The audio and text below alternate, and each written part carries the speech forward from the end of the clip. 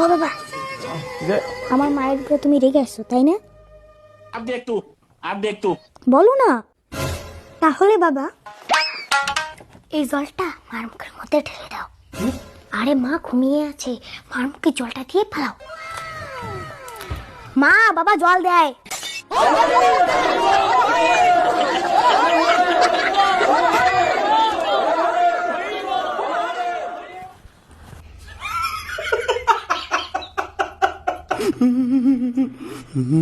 তার কাছে তো তা পাখি ডালিম গাছে বউ, বাবাকে ধরে ফাটাবে আবার তার নিজের বউ।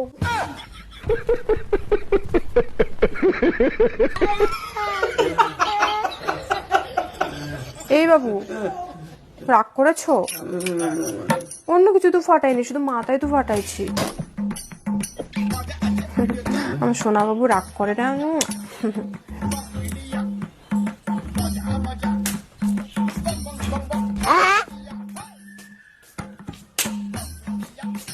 আমার মুখে মনে হয় খুব নোংরা, তাই না?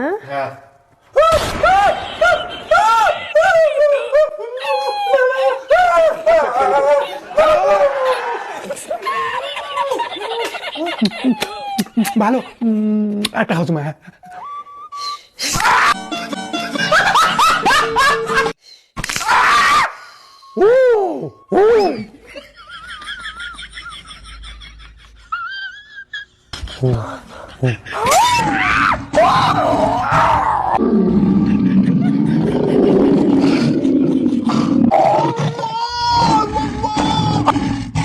বুঝা পাইছেন ভাই, বিয়ে করার কি জ্বালা। এমন করে আমার জীবন চলতেছে। একদিকে একটা ছেলে জন্ম দিচ্ছি, সেই ছেলেটাও খচ্চর, বাপের কথা শুনে না, কি হবে বড় হয় কে জানে না। মানে সারাদিন কাজ করে বউয়ের মন পাই না, শেষমেশ ছেলেটাকে বোঝায় ছেলেটার সাথে আমি বাঁচতে চাই, কিন্তু ছেলেটাও কেমন দেখো। ও খসাই, তোর বেটা বাড়িতে আছে রে? এই তো আমার ছেলে আছে, ছেলেকে বোঝাচ্ছি পড়াশোনা করে যে গাড়ি ঘোড়া চড়েছে, তাও বোঝে না ছেলে।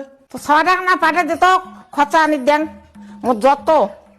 বাবা যাও তো, জেঠিমা তোমাকে ডাকলো, জেঠিমা জ্বর আসছে তো, কোনো খরচা আনতে বলবে মনে হয়, যাও। পারবো না আমি। কেন? সেদিন আমি জেঠিমার সাথে বসেছিলাম, কে বা ফটো তুলে ফেসবুকে ছেড়ে দিছে, আর ফটোর উপরে লিখেছে ভালোবাসার কোনো বয়স হয় না। এটা ঠিক বলো তো বাবা? না ঠিক না। কে এই খসরামি কাজগুলো করে? কি বলি এখন ছেলেটাকে? বাবা শোনো, পড়াশোনা করলে কেউ এরকম করবে না। তুমি যে পড়াশোনা করো না, তার জন্য পড়াশোনা করতে হবে বাবা, বুঝলা? ঘন্টা মার আগে মামার বাড়ির গল্প শোনায়।